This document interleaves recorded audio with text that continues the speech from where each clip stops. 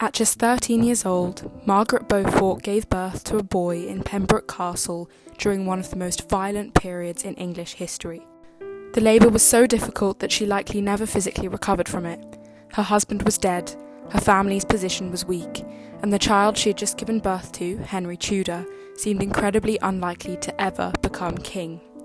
Yet within 30 years, that same child would defeat Richard III at the Battle of Bosworth and become Henry VII, founding the Tudor dynasty. And behind almost every stage of that rise was Margaret Beaufort. She never ruled England directly herself, but was hugely involved during the Wars of the Roses, when kings were being overthrown and noble families destroyed. She managed not only to survive, but also to manoeuvre her son onto the throne. She was born in 1443 into the Beaufort family, descendants of John of Gaunt, the son of Edward III. This gave her royal blood, however, the Beaufort claim came with problems. The family was descended from John of Gaunt's relationship with Catherine Swynford, making them illegitimate, as this had happened before John of Gaunt's third marriage, meaning the whole line was illegitimate. Although the children were later legitimised, Henry IV stated that the family was barred from inheriting the throne.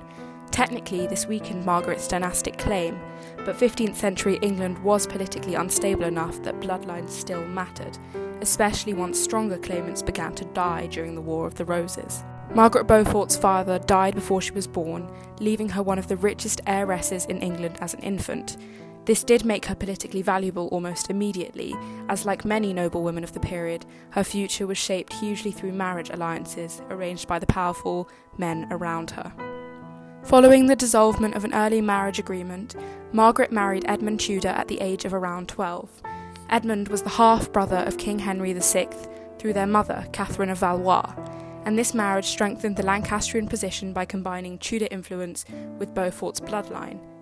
However, within a year, Margaret was left pregnant. Not long after, Edmund died of plague whilst imprisoned by the Yorkist forces. This left Margaret widowed and pregnant at just 13 years old. In January 1457, she gave birth to Henry Tudor at Pembroke Castle in Wales.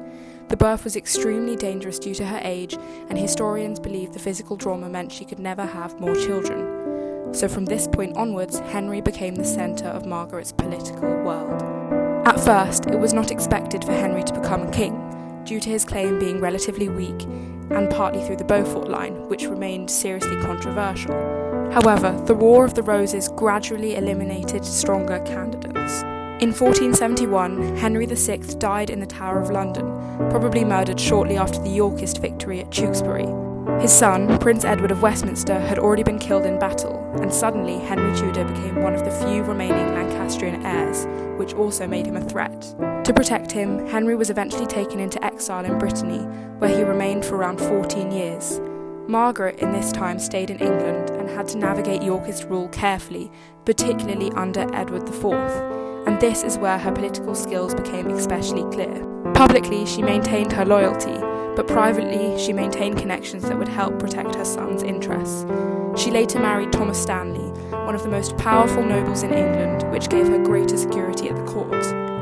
When Edward IV died unexpectedly in 1483, England once again entered another crisis. His young son, Edward V, was never crowned. Instead, his uncle, Richard III, took the throne, and the two princes disappeared in the mystery of the Princes in the Tower at the Tower of London. However, opposition to Richard quickly began to grow. Beaufort played an important role in the conspiracies forming around her son. She worked with Elizabeth Woodville, Edward IV's widow, to build support for a new political alliance. Henry Tudor would invade England and marry Elizabeth of York, uniting the houses of Lancaster and York, rivals, which was a very clever solution to decades of civil war. Richard III became suspicious of Margaret's activities and placed her under house arrest for a period, but communication between conspirators still continued. Then, in August 1485, Henry Tudor landed in Wales and marched into England, and the two armies met at Bosworth Field. Whilst Richard III had the stronger claim and more military experience, the loyalties of several nobles, especially the Stanley family, remained uncertain throughout the battle, and at a crucial moment, Thomas Stanley intervened on Henry Tudor's side. Richard III was killed in combat, becoming the last English king to die on the battlefield. and this began the start of the Tudor dynasty. Margaret Beaufort had achieved what had once seemed impossible, and as the king's mother, Margaret became one of the most influential women in England. Although she was never queen, she had enormous influence and authority at court, and she managed extensive estates and was very involved in politics and royal administration. She also became an important patron of religion and education, helping to found Christ's College, Cambridge, and later St John's College. Margaret died in 1509 at the age of 66, only months after Henry VII had died and shortly after seeing her grandson Henry VIII crowned.